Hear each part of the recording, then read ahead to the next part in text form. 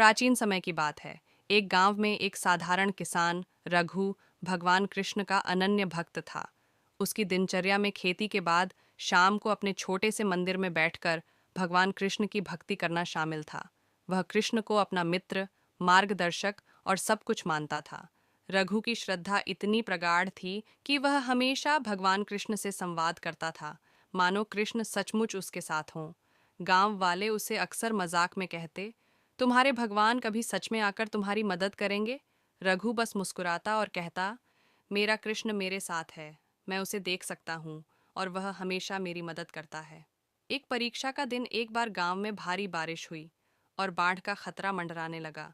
गांव वाले अपने अपने घर छोड़कर सुरक्षित स्थानों की ओर भागने लगे।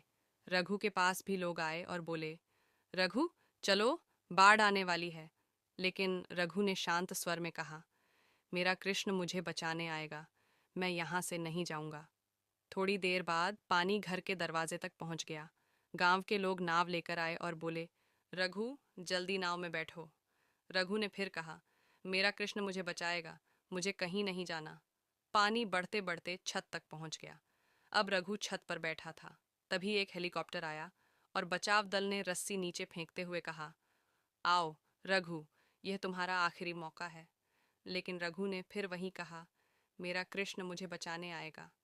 परिणाम और शिक्षा अंततः बाढ़ में रघु डूब गया और स्वर्ग पहुंच गया। वहां उसने भगवान कृष्ण से नाराजगी जताते हुए कहा, प्रभु, आपने मुझे बचाने क्यों नहीं आए? कृष्ण मुस्कुराए और बोले, रघु, मैंने तुम्हें बचाने के लिए 3 बार मदद भेजी।